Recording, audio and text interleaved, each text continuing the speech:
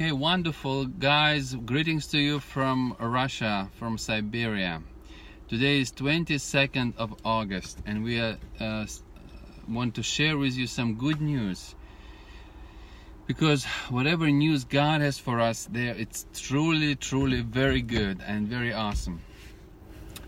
And I was thinking just maybe a couple months ago about our lives and how often we see ourselves as being in some kind of crisis. Like you are in some crisis, like you are in crisis of trying to figure out where to go to study. You're in crisis of finding a job, in crisis of finding a mate, in crisis of having a baby, or in more and more crisis, and crisis of health, crisis of money, crisis of getting old, crisis of relationships. And it seems to me like we're all the time in some type of crisis. And it's so easy like to to identify yourself with your crisis and see yourself as a part of crisis, and you're always like in a crisis, and you just you're like drowning all the time, and then you just come out of the water, you're like taking a good breath, and then going down again to suffer. And I think one of the reasons why we like so much dependent on that is because we are losing that childlike faith. And probably only the kids, they don't have crisis, like they have very small crises, probably like of losing a toy or wanting something they like. But usually they live in such a they're floating in life. They're having such a trust, such a dependency on us. They're not questioning where I'm getting money from, where I'm getting my food. What is actually the plan? Hello.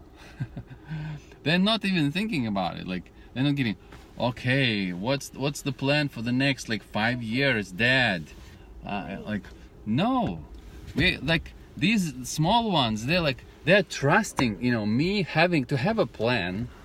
Yes, they know that they're part of a family, and this is basically the most important thing they need to know, that they're a part of the family, and that there is someone in their lives that's thinking of them, loves them, takes care of their needs, and they don't need to worry about even a plan, only when they get older.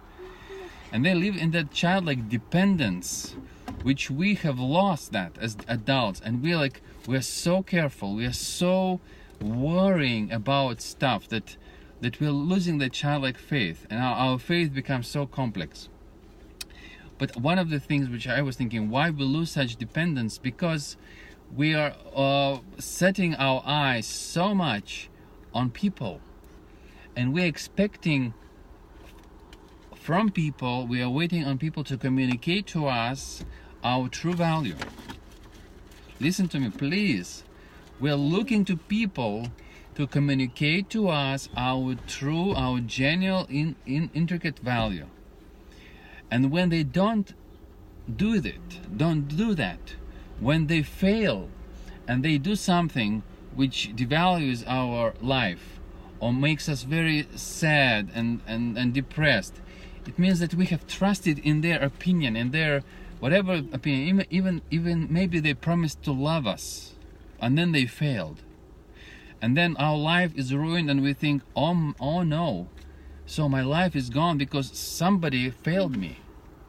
And it means that we have put our trust in what that person and how that person have valued. And may I tell you in closing that person to whom you are looking to find your value is actually doing this exactly the same thing.